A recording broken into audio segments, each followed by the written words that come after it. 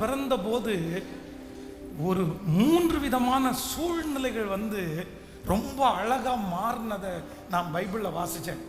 வசனத்தை போட்டு நான் வாசிக்கிறேன். மத்தேயு 1ஆம் அதிகாரம் 19வது வசனத்தை எடுப்போமே. ஆனால் அவள் புருஷனாகிய யோசேப்பு நீதிமானாய் இருந்து அவளை அவமானப்படுத்துவதற்கு மனதில்லாமல் ரகசியமாய் தள்ளிவிட யோசனையாய் இருந்தான். அடுத்த வசனம், அவன் இப்படியே சிந்தித்து கொண்டிருக்கையில் கர்த்தருடைய தூதன் சொப்பனத்திலே அவனுக்கு காணப்பட்டு, தாவீதின் குமாரனாகிய யோசேப்பே, உன் மனைவியாகிய மரியாளை சேர்த்து கொள்ள ஐயப்படாதே, அவளிடத்திற்கு உற்பத்தியாய் இருக்கிறது பரிசுத்த ஆவியினால் உண்டாயிருக்கிறது. கவனிங்க, இந்த சூழ்நிலை உண்மையிலே லெகுவானதில்லை. நான் ஏற்கனவே ஒன்று சொல்லியிருக்கிறேன். நம்ம ஒரு தப்பு பண்ணி நம்ம தலை மேல தப்பு பண்ணுனா அப்படின்ற பட்டத்தை சூட்டும் போது கூட நம்ம நிறைய பேர் அதை பெருசா எடுத்துக்க மாட்டோம். சரி, நம்ம தப்பு பண்ணோம், நமக்கு அந்த பட்டம் வந்துருச்சுன்னு சொல்லுவோம். ஆனா தப்பே பண்ணாம, அதுவும் கேரக்டர் வைஸ்ல தப்பு பண்ணாம, நம்மளை யாராவது ஒருத்தர் தப்பு பண்ணிட்டாங்கன்னு சொல்லிட்டாங்கன்னு வைங்களேன், நம்ம நிறைய பேரால ஜீரணிக்கவே முடியாது. இந்த யோசேப்பு யாராமா சொல்லுங்க? நீதிமான், பரிசுத்தத்திற்காக நிற்கிறவன், தப்பு பண்ணக்கூடாதுன்னு நினைக்கிறவன், மற்றவங்களுக்கு முன்னாடி சுத்தமானவனாய் நடந்து கொண்டவன். ஆனா ஒரு பொண்ணு அவனுக்கு பார்க்குறாங்க. அந்த பொண்ணோட ஒரு நிச்சயதார்த்தம் முடிஞ்சிச்சுன்னு வச்சுக்கோங்களேன். கல்யாணம் ஆகுறதற்கு முன்னாடியே அந்த பொண்ணு கர்ப்பம் தரிச்சிருக்குது. ஆனா நம்மளா இருந்தா கண்டிப்பா என்ன பண்ணிருப்போம் தெரியுமா?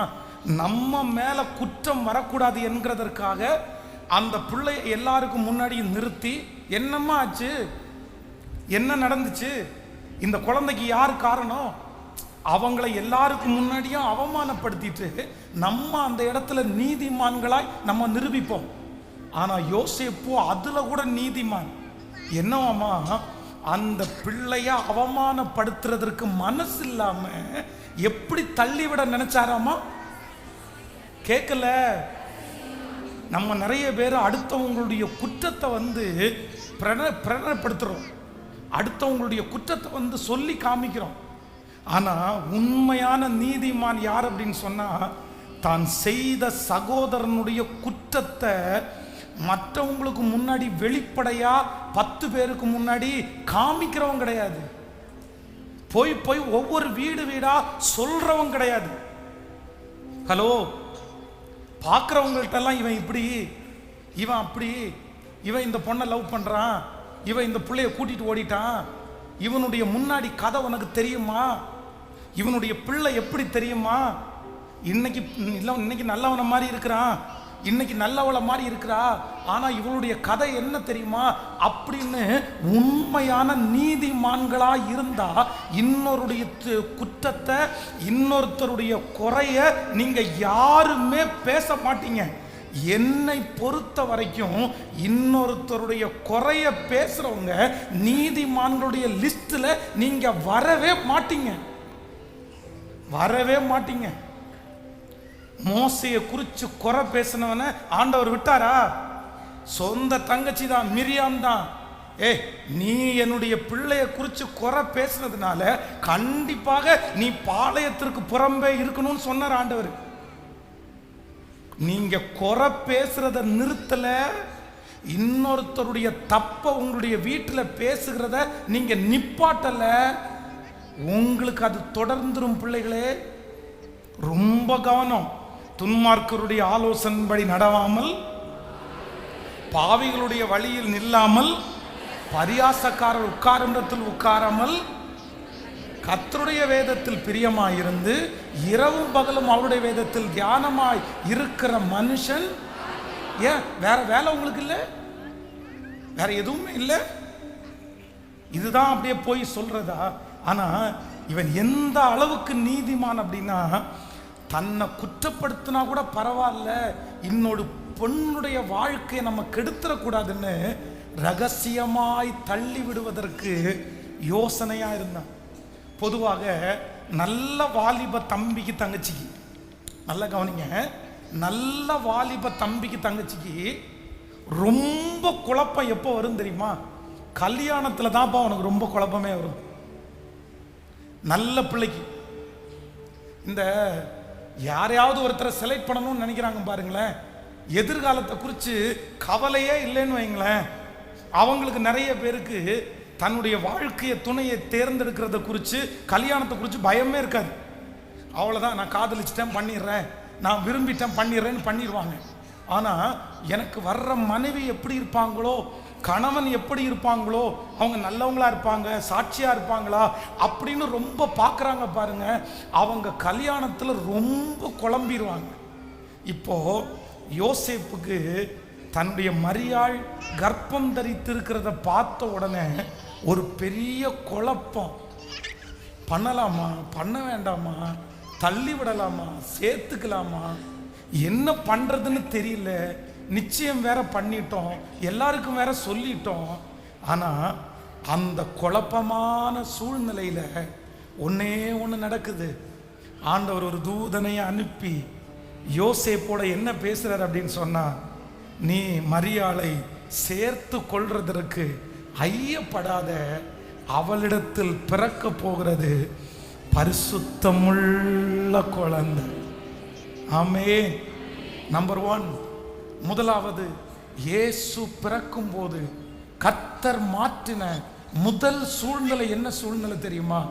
குழப்பமான சூழ்நிலையை ஆண்டவர் தெளிவாய் மாற்றினார். இந்த ஜெபத்தில் இந்த சத்தத்தை கேட்கிற யாரோ ஒருத்தர் குழம்பி போய் நீங்க இருக்கலாம். எனக்கு டிசைட் பண்ண தெரியாம நான் குழம்பி இருக்கிறேன், எனக்கு என்ன பண்றதுன்னு தெரியாம நான் குழம்பி இருக்கிறேன், முன்னாடி காலடி எடுத்து வைக்கவா வேண்டாமா, எனக்கு ஒரே குழப்பமா இருக்குது, எனக்கு ஒரு தெளிவான மைண்டே எனக்கு இல்லை, என்னால் தெளிவாக யோசிக்க தெரியல, என்னால் டிசைட் பண்ண தெரியல, எனக்கு ரொம்ப குழப்பம் மிகுதியாக இருக்குது பாஸ்டர், நான் ரொம்ப யோசிக்கிறேன், திங்க் பண்ணிகிட்டே இருக்கிறேன். என்னுடைய கடனை குறித்த ஒரு குழப்பம் உங்களுக்கு இருக்கலாம், உங்கள் பிள்ளைகளை குறித்த ஒரு பெரிய குழப்பம் இருக்கலாம், உங்களுடைய வாழ்க்கையை குறித்த ஒரு பெரிய குழப்பம் உங்களுக்குள்ள போயிட்டே இருக்கலாம். நான் தெளிவே இல்லாமல் இருக்கிறேன் பாஸ்டர், எனக்கு தெளிவே இல்லை, என் சரீரத்தை குறித்த ஒரு தெளிவு எனக்கு இல்லை, என் மூத்த பிள்ளைய குறித்து ஒரு தெளிவு எனக்கு இல்லை. ஆனால் நான் நம்புகிறேன், இந்த கிறிஸ்மஸுக்கு உங்களுக்கு ஒரு பரிசு கிடைக்குது. இந்த கிறிஸ்மஸுக்கு கர்த்தர் உங்களுக்கு ஒரு பரிசை கொடுக்கிறார். இந்த நல்ல நாளில் ஆண்டவர் உங்களுக்கு ஒரு பரிசை கொடுக்கிறார். குழம்பி போய் இருக்கிற உங்க குடும்பத்தை கர்த்தர் தெளிவுபடுத்துகிறார்.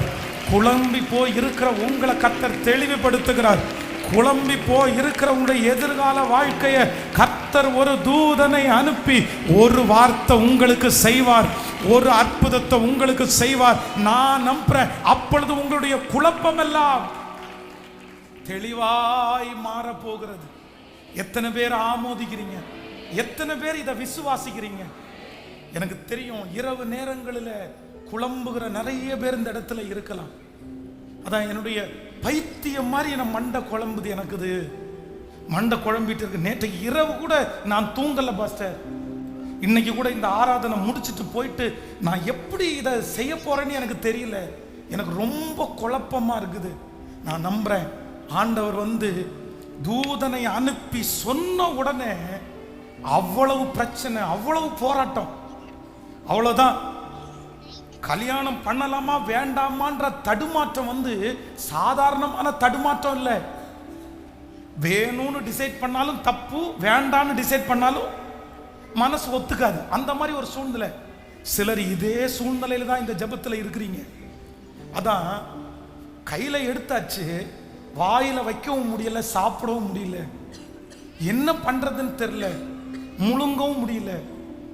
அது அப்படியே ஒரு கன்ஃபியூஸ்டா இருக்கு. இப்படியும் நான் சாய முடியாது, இப்படியும் நான் சாய முடியாது, நடு வழியில இருக்கிறேன் பாஸ்டர். நான் சென்டர்ல இருக்கிறேன். நான் டிசைட் பண்ணது தப்பா சரியா? இதுக்கு யாருக்குமே பதில் இல்லை. உங்களை சுற்றி இருக்கிற யாருமே பதில் இல்லை. இந்த ஜெபத்துல இருக்கிற நிறைய பேருடைய குழப்பத்திற்கு யாருமே பதில் சொல்ல முடியாது.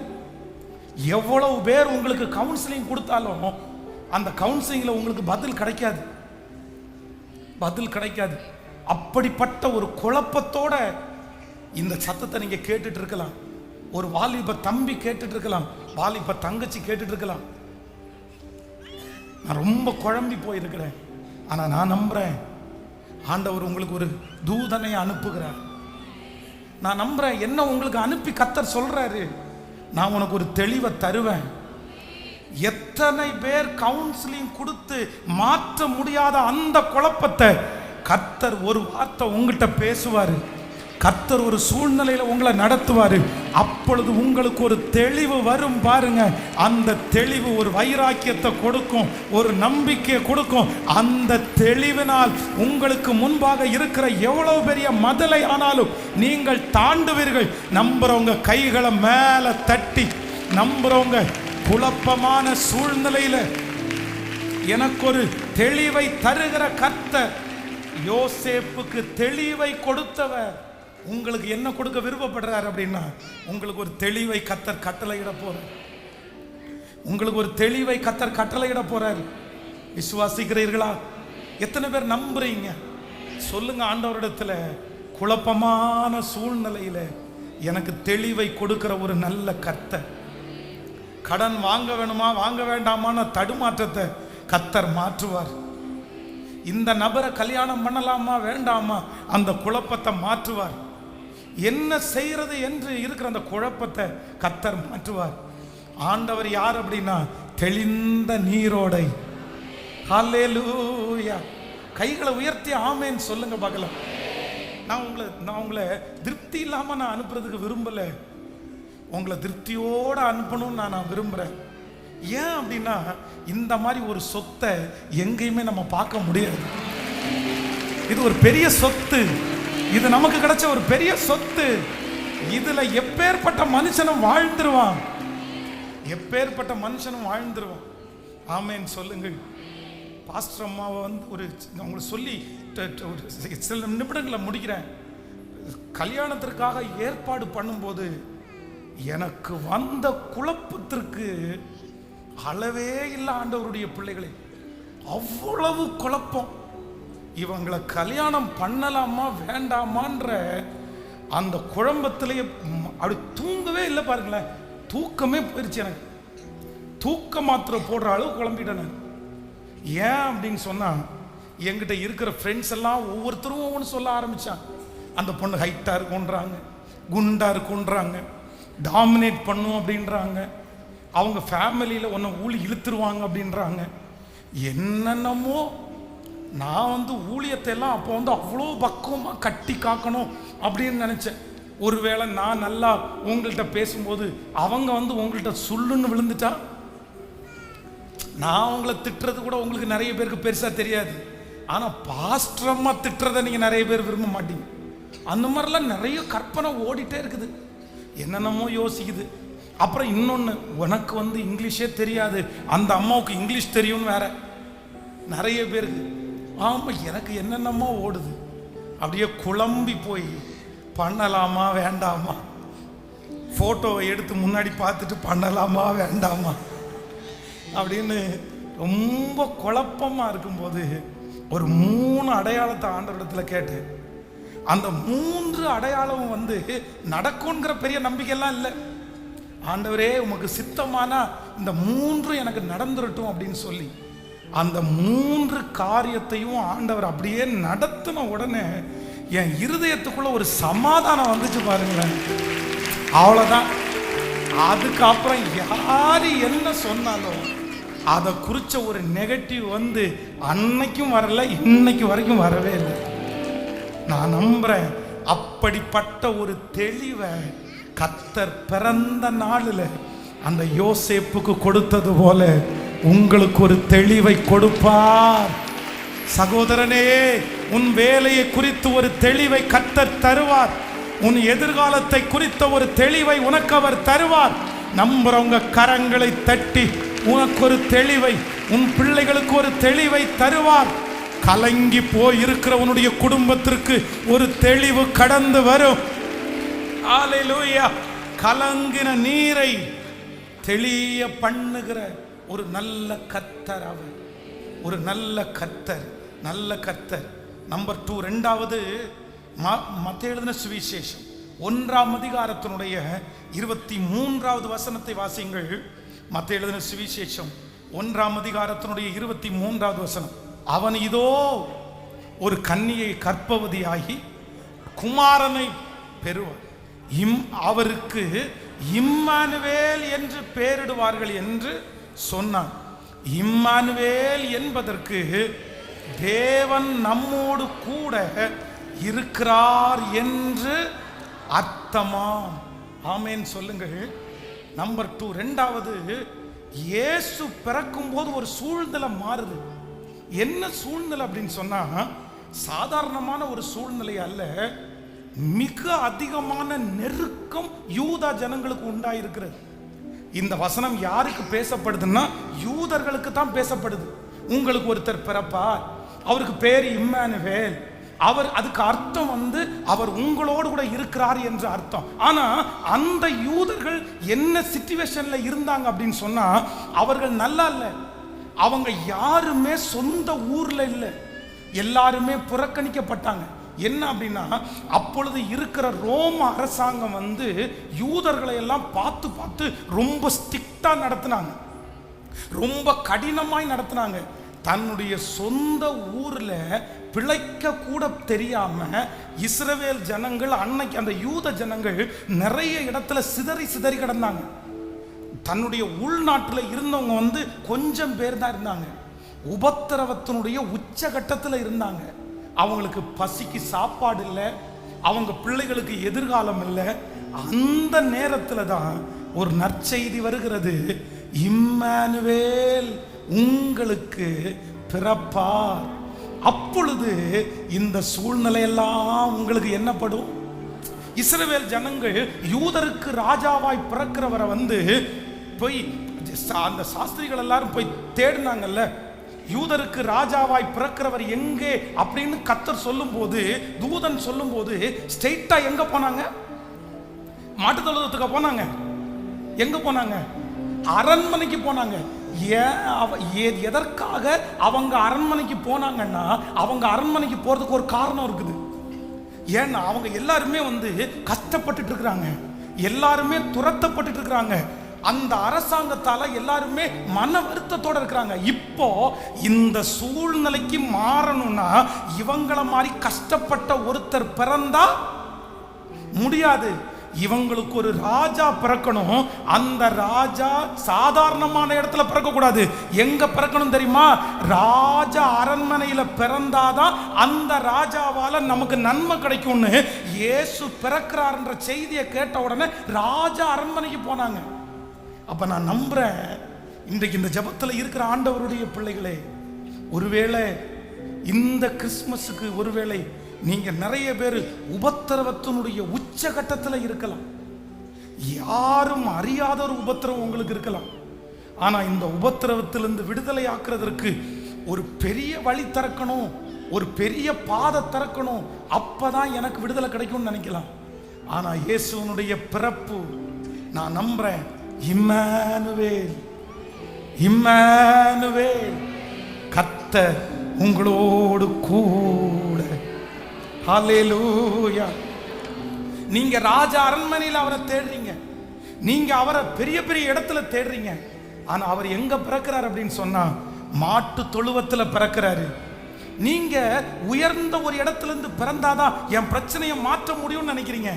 ஆனா அவர் என்ன சொல்றாரு தெரியுமா?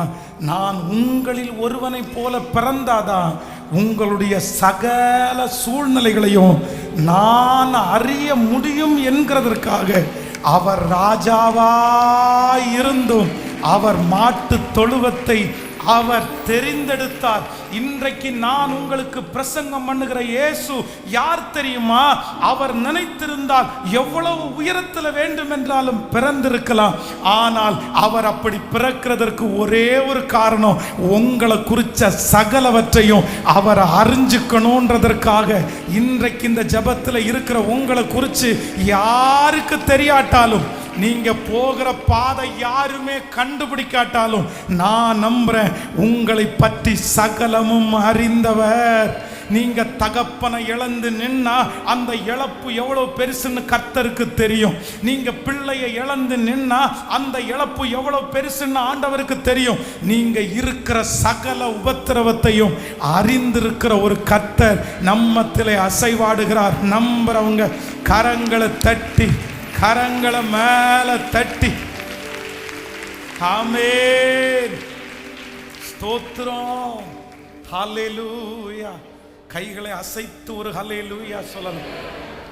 ஏரோது அன்றைக்கு இருந்த பிள்ளைகளில் 2 வயசுல இருக்கிற பிள்ளைகளை எல்லாம் கொன்னுட்டானாமா. கிட்டத்தட்ட 20 பிள்ளைகள் பக்கத்தில் கொன்னுட்டான் அப்படின்னு சொல்லி சரித்திரம் சொல்லப்படுகிறது. அன்னைக்கு அந்த ஊர்ல கொஞ்சம் பேர் தான் இருந்திருந்தாங்க. அதுல ஒரு 20 பிள்ளைகளை தேடி தேடி ஏரோது கொன்னுட்டான். இந்த ஏரோது கொன்றதுக்கு என்ன காரணம் அப்படின்னு சொன்னா, இவன் ஒரு ரோம ஆள் கிடையாது, இவன் ஒரு மாற்று ஆள். ஆனா தன்னுடைய பதவி இவனுக்கு இனாமாய் கிடைக்கிறது. அவங்களுடைய ஆட்கள் இல்லாத ஒருத்தரை பதவியில உட்கார வைக்க மாட்டாங்க. ஆனா இந்த பதவியை இவன் பெற்றுக்கொள்கிறதுக்கு மார்க் ஆண்டனி, நம்ம நிறைய பேர் வாசிச்சிருப்போம் புக்கில் கூட, இவன் கூட சேர்ந்து உதவியா இருந்து ரோம சீசன் அலெக்சாண்டருக்கு இவன் ரொம்ப யூஸ்ஃபுல்லா இருந்ததுனால இந்த ரோம அரசன் இந்த பதவியை இவனுக்கு, இந்த ஏரோதுக்கு ஃப்ரீயா கொடுத்தது. அப்போ இயேசு யூதருக்கு ராஜாவாய் பிறந்திருக்கிறவர் எங்கே அப்படின்னு கலக்கம் பட்டான் தெரியுமா, பயப்பட்டான் தெரியுமா. ஏன் பயப்பட்டான் தெரியுமா? இந்த பதவியை பறிச்சிருவாங்களோ. இன்னும் இந்த ஏரோது சாதாரணமான ஆள் இல்லை, இவர் பெரிய ஆர்கிடெக்ட், இவர் பெரிய அப்படின்னா பில்டர். நல்ல இன்னைக்கும் அவன் கட்டின பில்டிங் ரொம்ப அழகானதா இருக்குதாமா. இன்னைக்கும் அவ்வளவு அழகான ஒரு பில்டர் அவன். இது எருசலேம் ஆலயத்தை கடைசியா அவன் கட்டும்போது இவன் அதற்கு உதவி செய்து கட்டினான். இன்னொரு சரித்திரம் இருக்கிறது. இவங்க தங்கச்சி தன்னுடைய மனைவியையும் அவங்க அம்மா அப்பாவையும் குறித்து தப்பா சொல்லி கொடுத்தாங்கன்றதுக்காக தன்னுடைய குடும்பத்தையே கொன்றவன் தான் இவன். அப்படின்னா ஒரு சைக்கோ மாதிரி. ஒரு பக்கத்துல இவனுடைய காலத்துல தான் இயேசு பிறக்கிறாரு. இவ்வளவு கொடுமையான ஒரு சூழ்நிலை தான் ஜனங்களுக்குள்ளே இருக்கிறது. அரசன் சரியில்லை, நியமிக்கப்பட்டவன் சரியில்லை. அப்படி இருக்கிற சூழ்நிலையில எல்லா சூழ்நிலையும் அறிந்த ஒருவர் அவர்களுக்காக பிறந்து அவருடைய சூழ்நிலைகளை எல்லாம் மாற்றினார். ஆமென் சொல்லுங்கள். இன்றைக்கு உங்க சூழ்நிலை எப்பேற்பட்டதா இருக்கலாம், எப்பேற்பட்டதா இருக்கலாம். எவ்வளவு பெரிய ஏரோது வேண்டுமென்றாலும் உங்களுக்கு முன்னாடி நிற்கலாம். நான் நம்புறேன் உங்களுக்காகவும் எனக்காகவும் ஒரு இரட்சகர், நம்மை அறிந்திருக்கிற ஒருவர், அவர் பிறந்திருக்கிறார். ஆமென் சொல்லுங்க பார்க்கலாம். எத்தனை பேருக்கு சந்தோஷம், எத்தனை பேருக்கு சந்தோஷம். இந்த ஆராதனை முடிச்சுட்டு போங்க, முடிஞ்ச வரைக்கும் ஒரு 10 பேருக்காவது என் இயேசு எனக்காக பிறந்தாருப்பா சொல்லுங்க. அவங்கள்ட்ட போய் இந்த 5 காரியத்தையும் சொல்லுங்க. இயேசு செலக்ட் பண்ண 3 இடத்தை நீங்க சொல்லுங்க. இயேசு மாற்றின இந்த 2 சூழ்நிலையை அவங்களிடத்துல சொல்லுங்க. இந்த சூழ்நிலை உங்களுக்கு மாறும்னு சொல்லுங்க. நான் நம்புறேன் இன்னைக்கு தான் ஆண்டவருக்குள்ள நிறைய பேரை நடத்துறதுக்கு ஒரு பெரிய வாய்ப்பு. இன்றைக்கு யார் சொன்னாலும் உங்களை மாற்றி சொல்ல மாட்டாங்க. அவன் எவ்வளோ பெரிய விரோதியா இருந்தா கூட இன்னைக்கு நீங்க கிறிஸ்துமஸ் செய்தியை சொல்லும் போது கண்டிப்பா அவங்க ஏற்றுக்கொண்டு தான் ஆகணும். அதுக்கு செலவழிச்சா கூட பரவாயில்ல. நான் நம்புறேன் அந்த அநித்தியமான உலக பொருட்களால ஒரு ஆத்மாவை சம்பாதிக்கலாம்ல, ஒரு ஆத்மாவை சம்பாதிக்கிறார்ல, பரலோகத்தில் உங்களுக்கு பலன் மிகுதியா இருக்கும். ஒரு 5 பேருக்காவது இந்த நற்செய்தியை கொண்டு போய் சொல்லுங்க. ஒரு 10 பேருக்காவது சொல்லுங்க. இயேசு செலக்ட் பண்ணாருப்பா 3 இடத்தை, உன்னையும் செலக்ட் பண்ணியிருக்கிறாருப்பா, உன்னையும் தெரிஞ்சு கொண்டிருக்கிறாருப்பா. நீங்க சொல்லுங்க. அந்த வார்த்தை அந்த மனுஷனை கண்டிப்பாய் பிழைக்க வைக்கும். அவங்க மட்டும் இல்ல, நீங்க சொல்ல சொல்ல அது உங்களையும் பிழைக்க வைக்கும். ஆமென் சொல்லுங்கள் பார்க்கலாம். எல்லாரும் சேர்ந்து அந்த பாடலை இயேசு மானிடனாய் பிறந்தார் அந்த பாடலை பாடி உங்களுக்காக ஜெபித்து நான் முடிக்க போகிறேன். ஆண்டவர் நல்லவர். உங்களை மீண்டுமாக ஆசீர்வதிக்கிறேன். ஆன்லைன்ல இருக்கிறவர்களை ஆசீர்வதிக்கிறேன். முடித்த உடனே எல்லாருக்கும் காலை உணவு ஆயத்தமாக்கப்பட்டிருக்கிறது. ஆண்டவர் வெற்றியாய் நடத்துவாராக. ஆமென். சேர்ந்து கரங்களை தட்டி எனக்காக பிறந்திருக்கிற அந்த ஆண்டவரை சந்தோஷத்தோடு நான் வரவேற்று கைகளை மேல தட்டி எல்லாரும்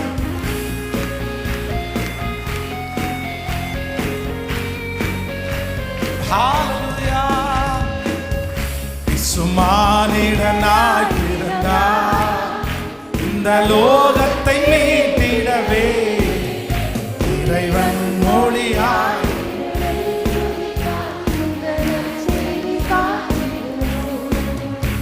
இறைவன் மொழியாய்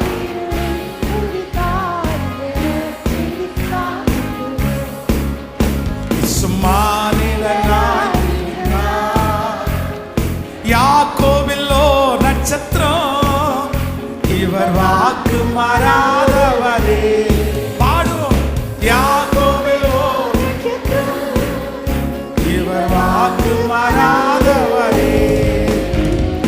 கண்ணிமை நேரத்திலே விண்ணில் சேர்த்திடுவார்.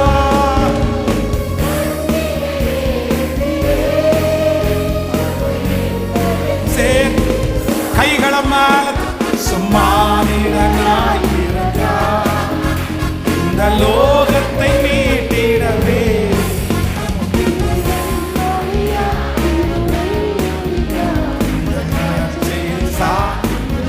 இறைவனோடியாய்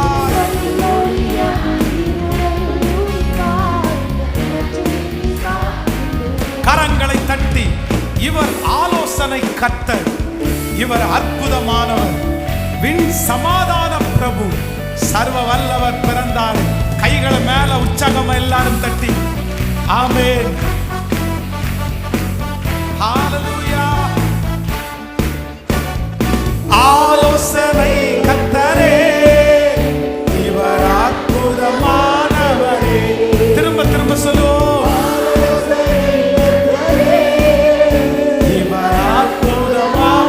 கைகளை மேல தட்டி ஆலோசனை.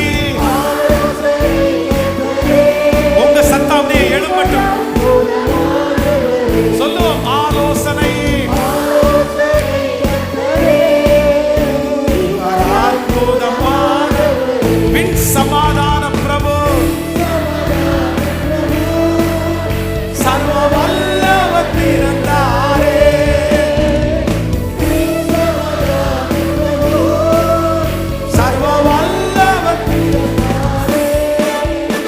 சும்மானிடனாய் பிறந்தார் இந்த லோகத்தை மீட்டிடவே இறைவன் மொழியாய்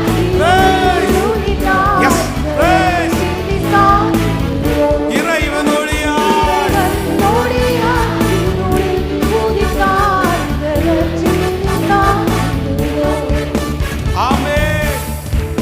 பிள்ளைகளுடைய கைகளில் இருக்கிற ஒவ்வொரு காணிக்கைகளையும் அங்கீகரித்து ஆசீர்வதிப்பீராக. அவங்கள சந்தோஷப்படுத்துங்க ஆண்டவரே. அவங்க சந்தோஷத்திற்கு விரோதமாய் சத்துரு எடுக்கிற எல்லா முயற்சிகளும் இயேசுவின் நாமத்தில் வீணடிக்கப்படுவதாக. நன்றி அப்பா. திருப்தியா சாப்பிடணும், சுகமா குடியிருக்கணும். நன்றி ஆண்டவரே. ஏசேக்கையும் சித்தனாவையும் பார்த்தவங்க இந்த திருநாளில் ரகபோத்தை அவங்க பார்க்கணும் ஆண்டவரே. ரகபோத்தை பார்க்கணும் ஆண்டவரே.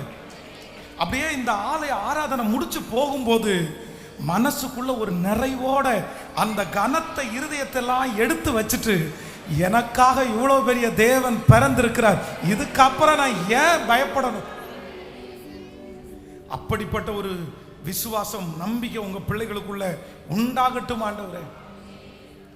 மனதார ஆசீர்வதிக்கிறேன். இயேசுவின் மூலம் ஜெபம் எடுக்கிறோம் நல்ல பிதாவே.